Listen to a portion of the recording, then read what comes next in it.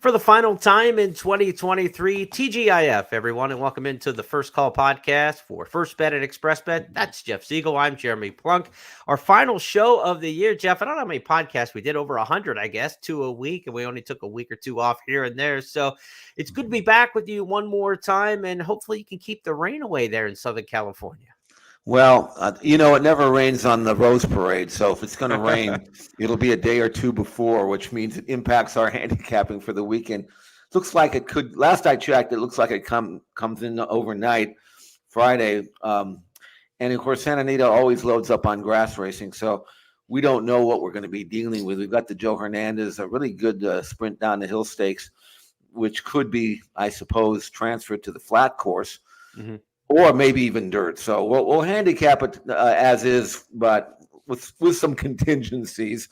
And There's a few other the Robert J. Frankel as well. So anyway, we'll deal with it.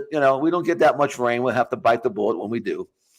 And we've got some good racing around the country, so plenty of action to dive into this week. Before we talk about the Saturday stakes in our racing menu, I want to remind you that if you're playing today on Friday, some big carryovers all around the country. Pick 6 carryovers at Aqueduct and Fairgrounds, and a pick 5 carryover, late pick 5 today at Golden Gate Fields. That carryover $59,000, so a very significant carryover in the late pick 5 begins in race number 4 today, Friday, at Golden Gate Fields. If you want some extra Friday handicapping, be sure to go to the blog section at expressbet.com and at news.first.com. Frank Carulli's got a look at some Oaklawn action today, and Jeff's got his What You Need to Know and also his Daymakers for Santa Anita today.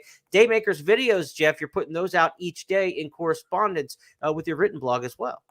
Yeah, I do that. It's kind of fun, and as long as I don't try to do too many races, because I'm editing these things as well. I feel I'm a better handicapper than an editor. Let's put it that way. So, but anyway, I have a today. Sometimes there's an old saying: you got to play the card. You can't let the card play you. Mm-hmm. So sometimes when I'm doing these, I like certain plays better than others. It's just the way that the card comes up. I really like today. I sometimes I get myself in trouble when I say I love the card and then I end up not doing so well. But today at Santa Anita, I think it's worth playing because the card came up such where I have reasonable expectations. Let's put it that way. So we'll see what happens. We'll talk about it. And we'll hopefully people take advantage of it. I know you have 2 singles in your All Turf Pick 3 today at Santa Anita. For folks playing the All Turf Pick 3, be sure you do it with Express Bet and First Bet throughout the course of the next month or so. That All Turf Pick 3 at Santa Anita, bet $100, get $20 back. So a $20 rebate if you bet up to $100. If you bet the $100 on the All Turf Pick 3 at Santa Anita on any particular card. So take a look at that today. Take a look at Jeff's Daymakers for the All Turf Pick 3. That video up again on both First Bet and Express Bet. Enough about Friday. Let's talk Saturday slate and welcome those of you in who are watching on YouTube. Be sure to check us out each week and hit that like button, share this out with other fans to help build our audience for the First Call podcast. And for the benefit of those of you on our traditional audio channels listening to the podcast, here's our lineup of 8 races that we will take a look at here over the next half hour or so. At Aqueduct, we'll kick things off with the Gravesend Stakes for sprinters on the main track. We'll go to Oaklawn Park, more sprinters on the main, 5.5 furlong dashers here in the Poinsettia Stakes in Hot Springs. To Gulfstream Park for a little bit of everything. 4 stakes races at Gulfstream on Saturday. The Rampart in the Distaff Division, the Suwanee River on the turf, the Harlan's Holiday on the dirt for the horses prepping perhaps for the Pegasus World Cup, and then the Fort Lauderdale back on the turf, maybe for horses looking towards the Pegasus World Cup turf. So good card on Saturday at Gulfstream. 4 stakes races, several of those graded with implications towards next month's Pegasus Day. At Santa Anita on Saturday, it'll be early in the card for the 2 turf stakes. The Joe Hernandez kicks it off, and the Bobby Frankel will also take a look at that. So that's your 8 stakes races that we will handicap on this week's edition of the First Call podcast. Tournament players, you're absolutely loaded Friday, Saturday, and Sunday. ExpressBet.com, the best place online to play the handicapping tournaments. The money goes right into the pari-mutuel pools, and I'll tell you what, we keep nothing off of the tournaments. Everything paid back in prize money. And so your wagers to get placed into the pari-mutuel pool and your entry fees, 100% of it paid back. Gulfstream Park, $80 feeders on Friday and Sunday towards the Pegasus World Cup Betting Championship. Friday, Saturday, Sunday at Santa Anita, you can play tournament play for as low as $40.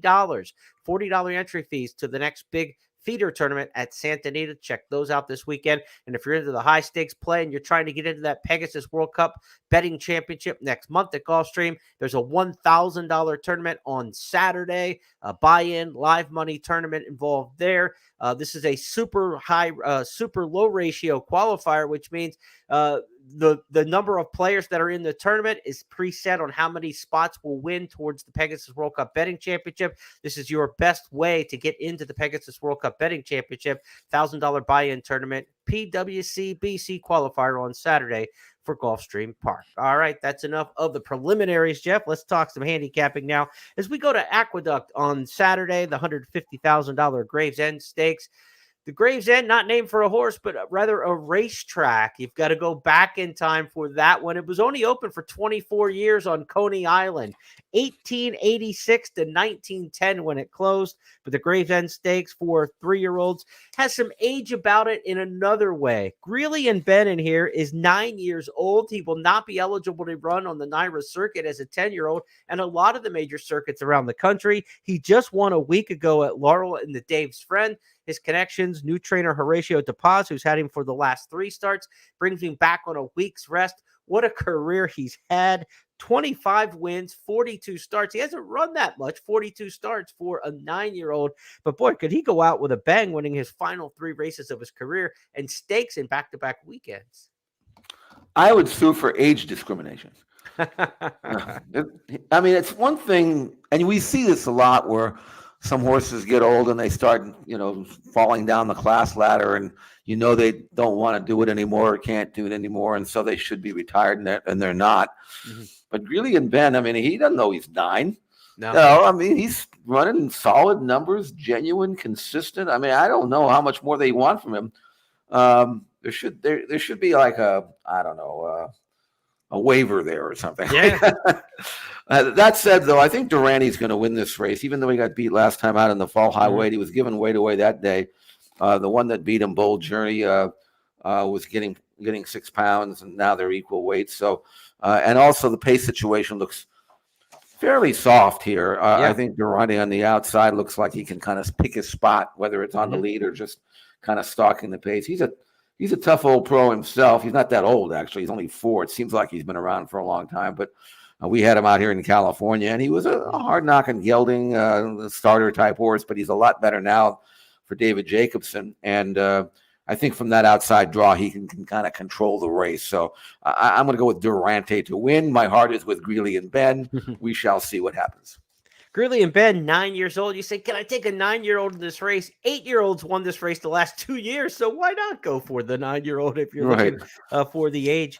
David Jacobson, you mentioned the trainer of Durrante. He also has the 1 stage left in here. Jacobson's looking for a little flashback, if you will. Once upon a time, he dominated this race, winning it in 2012, 13, 14, and 16. He's looking for his first win in the Gravesend in 7 years' time, but he's won 4 of them over the years. He's got Durrante and Stage Left in here. Stage Left also coming back off a week's rest in that Dave's Friend Stakes. So popular older sprinters coming back here late in the season. Let's go to our second stakes race and shift to Oaklawn Park on Saturday, where it's the Poinsettia Stakes. 5.5 furlongs on the main track. We've already seen a 5.5 furlong stakes at the meet, won by Steve Asmussen. That was Valentine Candy in the Advent Stakes earlier in the meet. Asmussen's coming back with a couple in here. He's got the 1 High Class, and he's also got 6 Topsy, who's the 9-5 morning line favorite. Who did you go with, Jeff, in the Poinsettia Stakes? I went with number 3. I'm the Boss of Me. One of my default angles in a young meeting, a new meeting as Oaklawn is, relatively new, is I like to see how horses have done over the track in the past, because you get a lot of horses coming in from different places, Churchill, Delaware in the case of I'm the Boss of Me. We've got Oaklawn, a few. Zia Park is represented here. So I looked at I'm the Boss of Me. I noticed that she'd run 9 times here, 3 wins, a second and 2/3. And while she hasn't been out since July, she does have a history of running well and winning fresh. I know she likes the track. And the barn has good stats with layoff runners. And I think in a race like this, she's going to be right up in the fray. I don't know. I don't think she'll be in front. Maybe she will. But High Class from the rail is going to bust out there and go. And I'm the Boss of Me. It looks like she should be able to battle that one and hopefully go on with it. I'm the Boss of Me is the kind of mare that, if she falls behind by a length or two, she's not real happy. So she's going to have to be right up in there, not necessarily in front, but right on head and head or right off the pace. And I think that's the kind of trip that I project for her. So it kind of all adds up. And at 4-1, that's a gambling number for a mare like her. So I'm going to go with I'm the Boss of Me to win the Poinsettia. And field size to me is always important in how a race is going to shake out and how you might want to bet the race, obviously. But to me, the smaller the field size, the more I want to lean towards early speed. And in this particular case, you've got it with I'm the Boss of Me. Again, she should be first or second with High Class coming out from the rail. Those two should lead them into the turn.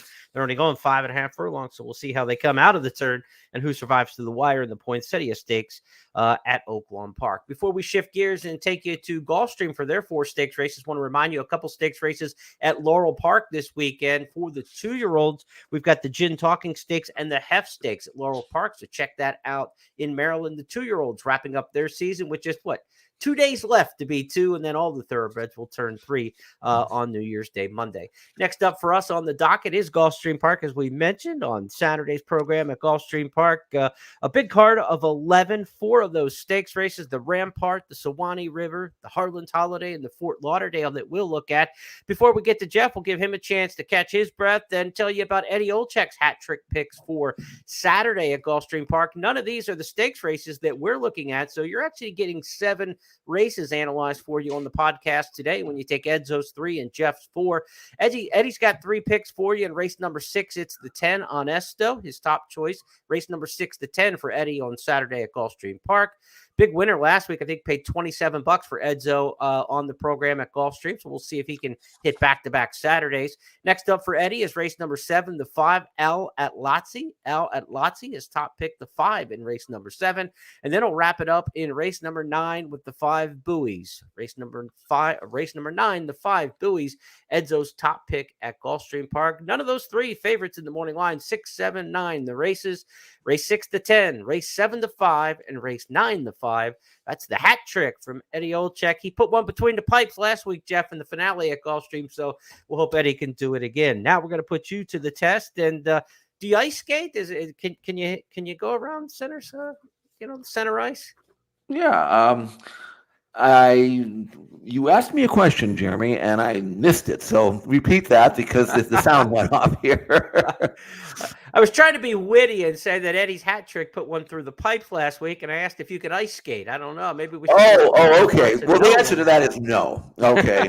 I want nothing to do with ice skating. Although I do admire those guys because I can't imagine it being. I mean, sure, guys grow up doing it if they live in such an area that has ice and snow. I haven't ever seen ice or snow in my life, so that's true. I mean, I've been in California all my life. I think I was in snow once, but it was like off to the side of the street or something. I don't know. Anyway, but no, Eddie had a great winner last week. That was terrific. It was a tough race, and he gave a logical reason to like that $20 plus winner. So the one that I like in the Suwanee River, Jeremy, isn't going to be that price, but I do like number 4, Full Count Felicia. Mm-hmm. And the reason why I like her is her versatility. If you look at her form, 2 races back, she won the All Along. She wired the field and looked sharp doing it. And you think, okay, well, that's true, but she made the lead, and horses sometimes make the lead and they outrun themselves. Right. But Full Count Felicia, when she broke her maiden, she came from 11th. She also won a race by 6, rallying from 9 lengths off the pace last year. So she can do anything you want her to do. The thing is, she was out here in California for the Golden Cova during Breeders' Cup week, and she was 4th that day. But that was a very hot pace that she was forced to deal with. I think she may have not appreciated the fact that she was only 3 lengths behind a 45 and 1/2, and the winner came from off it. So I think the pace scenario here looks much more palpable for her. And whether or not she's on the lead or not, I don't necessarily think she will, but she could be. I think she's going to run huge here for Brittany Russell and Irad Ortiz. It looks like she's got a real nice series of works at Palm Meadows to have her fit and ready. And I think she's going to bounce back to the type of race that she produced 2 runs back when she was very impressive, and a career top buyer number, winning the All Along. Quarter to go at Pimlico. Full count Felicia. She was intent on the lead, and she's got a 7-length lead as they turn in for a long and a half left to go. Full count Felicia. Count the lengths. 9, almost 10. Full count Felicia with a furlong left to go. Creative Cairo with Akaya left to battle it out for second. And next on the inside is 8 Dances. Full count Felicia. Much the best. Sheldon Russell taking a peep back, and Full count Felicia wins by some 8. So that's Jeff's top pick in the Suwanee River, Full Count Felicia. Let's go back to the Rampart Stakes, Jeff, race number 5. We breezed over that one, but let's go back to that one and see who you might like in there. Mary Quite Contrary, the defending champ in race number 5, Saturday at Gulfstream, the Rampart. She's awfully good. When she runs her race, she's tough to topple, but she comes from well off the pace. Can she close and get there? Do you like someone else maybe in front of her to get first run? Who did you end up with in the Rampart Stakes? Well, yeah, I skipped over the Rampart because my pages were messed up, so I'm not all there today. I will say that I'm struggling here. But I looked at Mary Quite Contrary because, again, I mentioned the horse for course angle that I like to lean on, and 8 starts, 6 wins in 2 seconds. That's not perfect, but it's pretty close. And she does have the proper style for a 1-turn mile, whereas she's not a real quick filly, but a 1-turn mile gives her the opportunity to kind of get into her rhythm and not have to be pushed and shoved out of the gate, which I don't think she likes. Now, she's run well in shorter races, but these extended sprints or these 1-turn miles are right up her alley. So she's going to be hard to beat. I actually tried to beat her here with Unifying number 2. She's won 2 in a row. Her numbers are rising. She's lightly raised, only 8 starts. She's getting better with every start. She hasn't been out since Ellis Park when she won a race in the Slop, the stakes race that day, but her form prior to that at Oaklawn was good. Again, her work pattern is such where I absolutely think she's fit and ready. Time will tell whether she will fire fresh, but I think that she will. And she's got more tactical speed than Mary Quite Contrary. She'll be in front of her, and I think that might give her a slight edge in a race that has speed. But these 1-turn mile races, you never know what you're going to get. They could go fast, they could go slow. But Unifying looks to me like a filly who can kind of adjust and adapt to anything. So at 7-2, I like her at that price to beat Mary Quite Contrary, recognizing that if Mary runs her race, obviously she's going to be tough to beat. Riley Mott off to a good start with a string of horses down in South Florida. Jeff's got his runner Unifying as the top pick at race number 5, the Rampart on Saturday at Gulfstream. To the 10th we go. It's the Express Bet race of the week, the Harlan's Holiday Stakes. It's a mile and a 16th on the main track. Of course, that's a short run into the first turn, the clubhouse turn at Gulfstream Park. So I always like to say inside speed in these races does have a serious chance to steal one. And WNL, the 1, and New York Traffic, the 2, I think are 2 horses that both have a forward type style that could be very interesting in this particular spot with the configuration of the track. This is a potential prep to the Pegasus World Cup. We've already seen where O'Connor's connections, including trainer Safi Joseph, have indicated they are heading towards the Pegasus World Cup with the Fayette winner. So this is a prep for O'Connor. It's going to be coming from off the pace. We'll see if that 16th pole finish line, which will be in play at a mile and a 16th, not in play for the Pegasus. So that changes the way this race looks, often like how we see with the Holy Bull and the Fountain of Youth before we get to the Florida Derby, a little bit different path that these horses will take in the main event in the Pegasus World Cup. Jeff, who did you like in here in race number 10, the Harlan's Holiday? Well, yeah, I like Safi's horse, but I like him. I like the other one. I like New York Traffic, or you call him New York Traffic or NY Traffic? I go right to New York. Yeah. All right, I'll say New York because that's what it is. Anyway, he hasn't been out since October. He ran in the mud that day. He ran all right. He got beat as the favorite, but again, he's got prior form, a good form, winning form at Gulfstream. I love that 2-hole drag on a mile and 1/16. He's going to draft into exactly where he wants to be, not on the lead, but right behind the leaders. That's where he finds himself most comfortable. Now, he can win on the lead, and if they hand him the front end, he'll say thank you very much. But he doesn't need it. And if anybody wants to go, I think Castellano and New York Traffic is going to fold right in there, get a good stocking trip. First or second, 12 out of 23 in good company. He was a very, very good 3-year-old back in the day. And it still looks to me like he's got that spirit. Now, he's been sprinting So but he can route. I mean, I Sure. believe he can anyway. And I think at this distance, he's going to be sharp. And I think he's going to, again, at 6-1, I think there's a gamble there for me. So New York Traffic, mild surprise for Safi, who also, as you mentioned, has O'Connor in here, who on pure numbers and pure company lines is the logical one to beat. Sure. I don't know if this is the most important race for him. Yeah. It may be more important for New York Traffic. Safi Joseph ran 1-4 in this race last year when Skippy Longstocking won it. Then O'Connor ran 4th in this particular spot. Maybe New York Traffic will follow Skippy Longstocking to the winner's circle for the barn and another, half of the superfecta. That's very plausible in this particular situation where Safi could have 2 of the top 4 again for the second year in a row in the Harlan's Holiday. Next up, we go to Gulfstream. It's the Fort Lauderdale Stakes, prep towards the Pegasus World Cup turf. This is 1 mile and an eighth on the grass. And just as we had in the last race with 11 in there, another good betting race with a pretty full field of 10.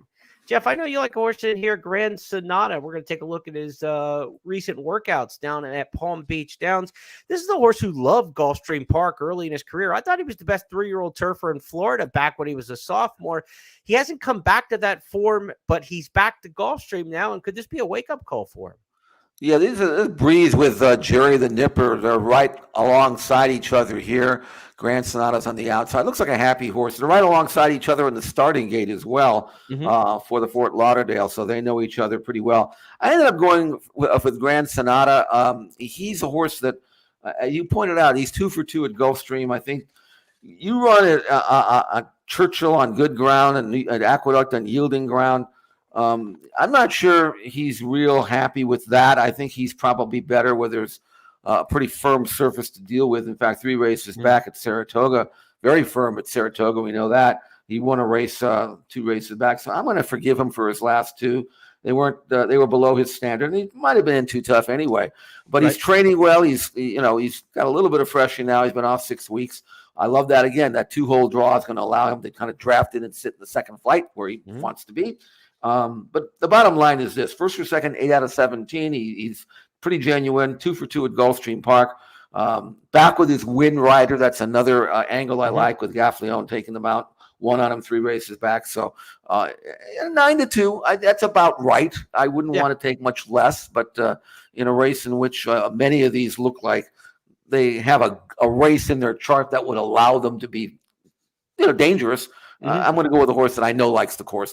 He likes it really firm. Grand Sonata, slight edge in the Fort Lauderdale. He's one of 2 Todd Pletchers in here. There are also 2 Mike Makers and 2 Chad Browns. So they're doubling up 2 by 2 into this one. One of the Chad Browns is Stone Age, runner-up in the Breeders' Cup Turf back in 2022. Has not been the same kind of season this year at age 4 for the Galileo Colt, though. We'll see if Stone Age can get back on the beam after a couple dull efforts on the NYRA circuit earlier this year. We'll see if he can't get back towards a Pegasus World Cup Turf bid.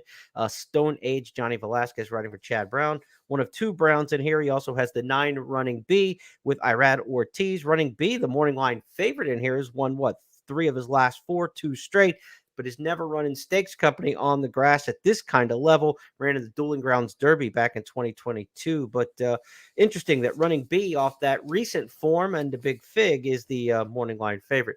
Remind you, at Gulfstream Park this weekend, too, we also have on Monday the Mucho Macho Man Stakes coming up. That'll be race 10 on Monday's New Year's Day card as the Road to the Triple Crown gets going in earnest at Gulfstream Park here during the championship meet. That's the feature race on Monday at Gulfstream, the Mucho Macho Man Stakes.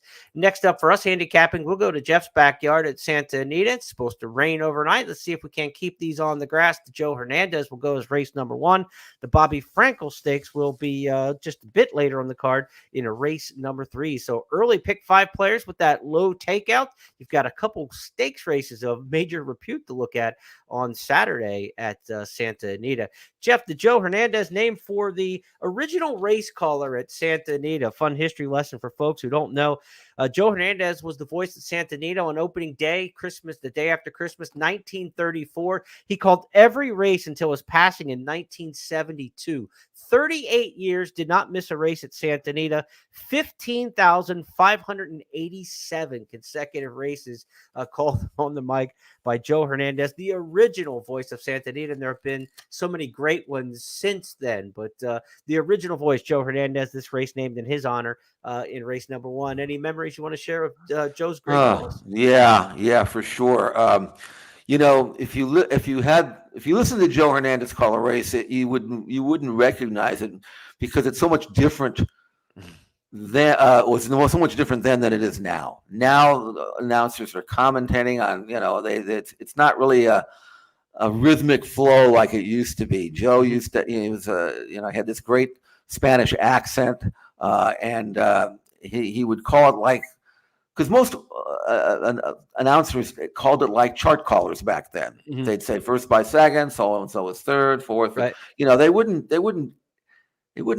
editorialize, Mhm. But Joe, when he called a race, it was like a song where it had a beginning, a middle, and the end, and it worked its way up, and then the crescendo, and it was unique, And then I honestly feel that when Trevor came over back in the early '80s, and he brought the European, or in this case the South African style of calling, everybody kind of, the new guy, the new breed of announcer kind of went that way. They got rid of the chart calling way, and I, quite frankly, like the new way better. But nobody was better than Joe, because it was like listening to a symphony when he called a race. And I was working at KLAC Radio as a newsman when I was first job out of college, when the newswire came over that he had passed away in 1972. It was my first job, and I had to report that, and I did it straight, like a straight newsman. But it was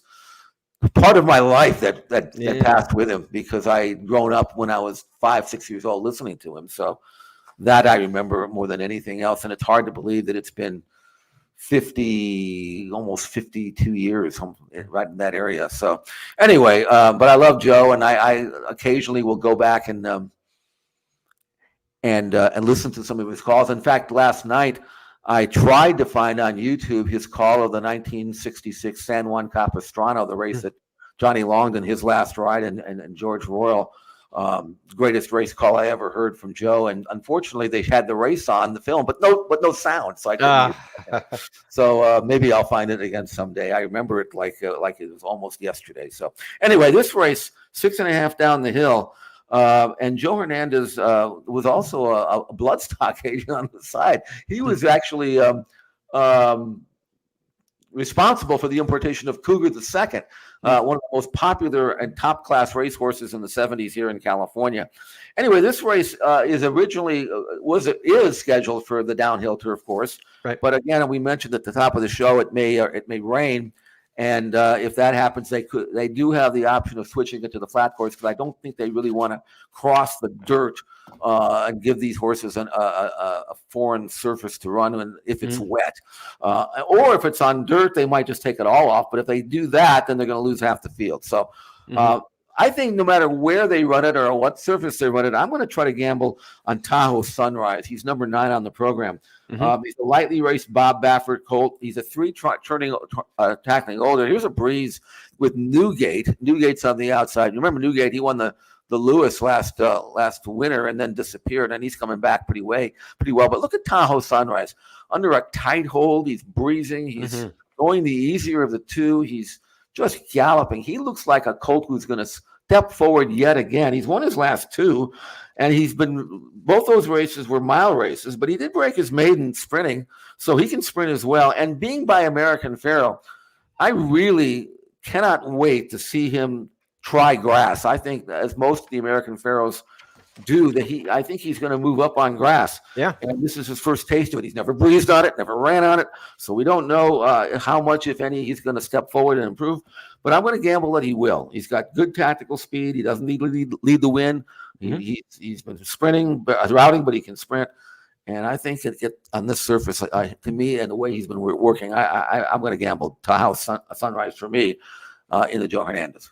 He's one of 3 really essentially dirt horses trying this. The big name of the dirt horses is Forbidden Kingdom. Does have the 1 turf sprint try way back in 2021 at Santa Anita, going 5 on the turf. But Forbidden Kingdom would be going down the hill for the first time. Hasn't raced since May for Richard Mandela, but this was one of the top 3-year-olds last year, in 2022, favorite for the Santa Anita Derby after winning the San Felipe. But he's on a losing streak, Jeff. He's lost 6 in a row. They're trying to find the right spot for him. Maybe 6.5 on the dirt. If this race would come on, and be switched over to the dirt, would be better off for him. What do you think of him coming down the hill? Well, he's American Pharoah, and again, he had that one start way back when he was a baby at 2 years old, and made the lead. I've tried him. One thing about Forbidden Kingdom, he always trains well. He kind of advertises himself in the morning. But what I have seen from him is a horse with a lot of ability, a lot of talent, a lot of speed, but not a lot of fight when you hook him. Now, he got loose on the lead when he won the San Felipe back in 2022. That's almost 2 years ago. But whenever he feels pressure from the top of the stretch to the wire, he kind of like waves the white flag. He's got to be far in front to keep going. I don't trust him. Now, that doesn't mean that he won't improve a ton on grass. You mentioned he had a run on grass. But the same thing happened in that grass sprint back in October going 5/8. He was part of the pace. He had his chance, and he just doesn't give you that second move. So I've seen Tahoe Sunrise do that. So I know that if push comes to shove, I think you're going to get a much better response from Tahoe Sunrise over Forbidden Kingdom. Yet, if it's on dirt, all bets are off in the sense that I don't know what's going to happen. But I'm going to go. I looked at him closely. Don't get me wrong, but I just have a prejudice against him. So for me, Tahoe Sunrise is the one. I'll give a shot in here to Lucky Score if this race stays on the grass, because this is a cutback horse, been running miles of late, some one-turn miles at Woodbine in the King Edward and the Woodbine Mile. But you look at the company lines, Master of the Seas, Big Invasion, Cheryl Spite, Mauge, Casa Creed. This is a class drop, without a doubt, for what Lucky Score has run in the last 3 starts. So I give Lucky Score a shot in here for Mark Cassidy coming west, but not obviously this horse probably doesn't even run if it goes on the dirt. Maybe they tried by looking at Lucky and they would already be out there. But, this is a horse I want for the turf. But I'm not wild about the rail coming down the hill. I'd rather be on the outside than the inside down the hill. It's not the greatest post position, but I do like Lucky Score in there a little bit if we can keep that one on the turf. To race number 3 at Santa Anita on Saturday, our 8th and final race to handicap here on the podcast. It's the Bobby Frankel, named for the 5-time Eclipse Award winner, voted to the Hall of Fame in 1995. Bobby Frankel, of course, passed away in 2009 at the age of 68, and he was still really a couple years prior to that going super strong, setting records in the early 2000s for number of Grade 1 wins in a calendar year. I think that was 2003 when he rattled off, I believe, 25, 26 Grade 1 wins. Bobby Frankel, one of the best to ever do it on either coast. One of the rare trainers, Jeff, that both the New Yorkers and the Californians both feel are among the all-time greats. No question about that. Bobby trained for me. In fact, the first race he ever won back in 1976 was in partnership with Mr. Frankel. It was a cheap $10,000 claiming horse, but it was like the Derby for me. And we claimed him. His name was Arrival Thomas, son of Nashua. That's how far back that goes. And Bobby was great. I went to Europe with him a couple of times to look for horses with him, and he was amazing because we showed him a bunch of horses, and I showed him the form, and he says, "I know what kind of horse I want." And he looked at these horses because he wanted a certain type. And he bought 5 or 6. I think 4 of them won stakes over here. And that was his really first taste of turf racing. And he made such an impression in taking everybody else's rejects from Europe that suddenly, all of a sudden, Judmont says, "I'll just give you the good ones." How about that? And then he took that and ran with it. So he had a much deserving race for fillies and mares on the grass. Sometimes they name these races, I don't know where they come up with the name and they don't match up the conditions and the horse. But if ever there's a appropriate grass race for fillies and mares, it should be the Robert J. Frankel. So we shall see. Jeremy, I had a hard time with this race. I ended up with your want there, the Irish bred. She's relatively lightly raced. She's got a prior win 2 races back at Santa Anita. She's got numbers that are rising, even though she got beat last time out. Doesn't have any tactical speed, though. And going a mile and 1/8, you would think, okay, well, they're all going to bunch anyway. Who can kick home the best? But I looked at her and I looked at Lakota Spirit, who doesn't have the form in better races or quite the numbers. I'm scared to death of Lakota Spirit because of the pace scenario. So while your want there did run well in the Catherine Crosby at Del Mar last time out, going a mile, and maybe was caught for speed a little bit because they went so slow early and fast late. I just don't know whether she's the right one. This is a no conviction pick, even though I guess she did run reasonably well in the Crosby, and that's a better race than anything Lakota Spirit's done. Let's see her last effort, as you mentioned, in the Catherine Crosby.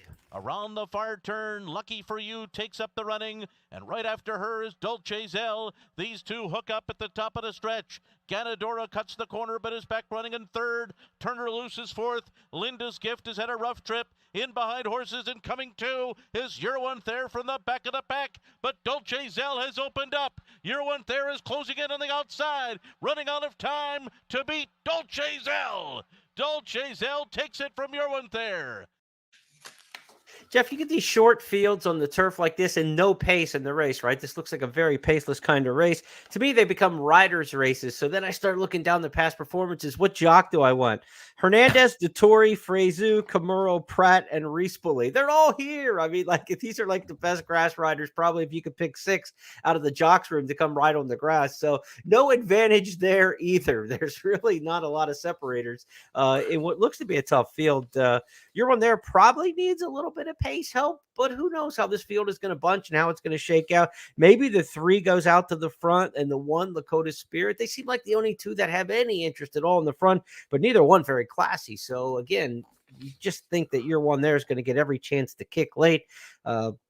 Rispoli's riding well on the grass, so take your shot there in a field of 6. But like you said, this is like a no conviction kind of pick. And if you're looking at that early pick 5 with the low takeout at Santa Anita on Saturday's card, 6-horse field, there's going to be a temptation for people to kind of really narrow, because of the field size. But this might be a spot where third choice in the race at 4-1 could pay like a 20-1 shot in the pick 5, because people aren't going to get 3 deep in this particular spot. They're probably going to settle on 1 or 2 given the field size. I would really not feel comfortable if I were playing the early pick 5, leaving anybody out, because I mean, maybe Rebel Girl looks on form like she's not good enough, but that's the kind that blows everybody out. So right, I don't know. I mean, it's a rider's race, and they all can read a racing form as much as we would sometimes doubt it when we watch these guys, but and I think her. And I tell you, who's my experience in the last year or two, the guy who really seems to always do the right thing is Juan Hernandez, and he's got Lakota Spirit on the inside, and he's going to look over and say, "Well, Rebel Girl's not a pace horse. Maybe Angel Natashiko is. Maybe if she goes, but if she doesn't, maybe I'll just let Lakota Spirit run out of there from the rail and then judge it." I hate guys taking back from the rail. Go out there, let them find out where you're going to be, and then if nobody goes, you're where you want to be. And if you don't, you haven't lost anything. So Juan is just great. He's always in the right spot at the right time. Yeah.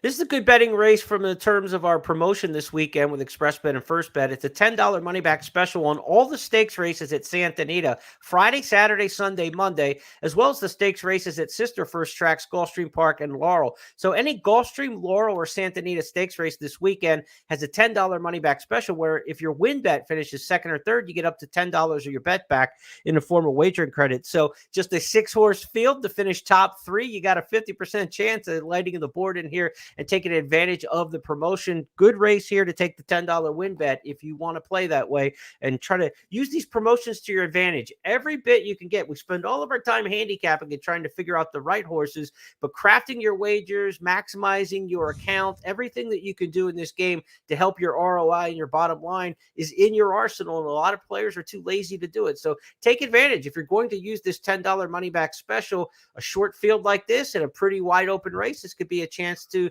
take a little bit of a stab at a horse and still get your money back if you don't pull it off in the Bobby Frankel Stakes. It's race number 3 on Saturday at Santa Anita. For more coverage of Santa Anita Stakes races on Saturday, be sure to check out John White's blog at expressbet.com and at news.first.com. John takes a look at the Joe Hernandez and also updates his Kentucky Derby top 10 list this week after Nash's surprising defeat last weekend in the Gunrunner Stakes at the Fairgrounds. So, Jeff, I'll have my first top 20 of the year for Countdown to the Crown coming out next Friday, a week from today, January 5th. Looking forward to the 19th season of Countdown to the Crown. I can tell you, I went through my first run of putting a top 20 together. I had 44 names, so I started paring down to get it around 20. We'll see if anything changes after this weekend or any late news before releasing it next week. But some familiar names we know will be near the top. Fierceness and Nisos, obviously. The East and West powerhouses probably as we turn to this year's Triple Crown season. What say you? What's your impression? I was going to ask you real quick of this year's crop as of January 1st. Is it strong at the top? Does it have some depth to it? What do you think? I think the top 2 are strong. I think Fierceness and Nisos are really good horses, so I think we're good there, and then we're going to start to fill in underneath. What we've seen in recent years is like you just got to kind of get to January to figure this thing out. I mean, nobody knew Mage and all these like late developing horses. It is the era of Justify and beyond, since 2018, and so you can't get too married to what you saw in this 2-year-old form. I mean, history just tells us nobody knew who Arcangelo was until we got almost it up against the Belmont Stakes, right? I mean, about National Treasure last year when the Preakness was probably the most accomplished of the horses as a 2-year-old into the 3-year-old season from the ones that we saw, out off his effort, I believe, at Los Alamitos National Treasure. So yeah, we got to wait and see, but I think we have 2 very good ones at the top. I think there's some interesting horses kind of bubbling underneath. And I'll say this, of the top 20, there's a heavy dose of Brad Cox, of Todd Pletcher, of Bob Baffert. You would expect that. That's not any, surprise there. But I'll tell you this, Bill Mott has a really good hand to play this year. I know Parchment Party's a horse you've liked. He's got another big one who won by 10 in the debut at Churchill Downs. The name's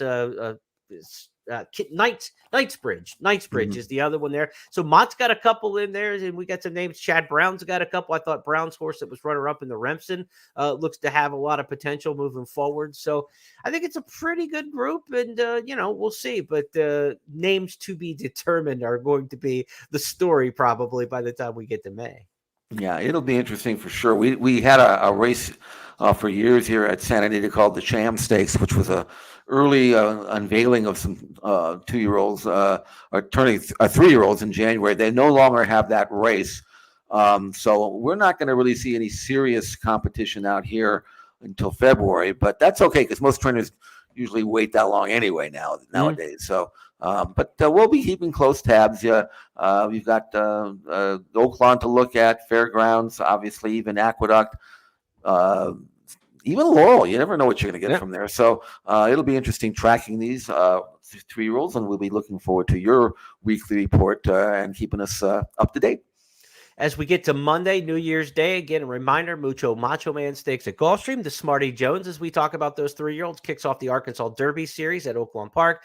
And out at Santa Anita, Las Flores in the Filly Mare Sprint Division will be the feature race on Monday, New Year's Day. So that's a wrap for this week's podcast. Reminder, big $59,000 carryover in the late pick 5 at Golden Gate Fields on Friday. Be sure to check that out and get Jeff's full card analysis for the Santa Anita card each and every day at First Bet and Express Bet. Happy New Year, everybody. Watch the ball drop, then get some sleep and get up to play the races on New Year's Day.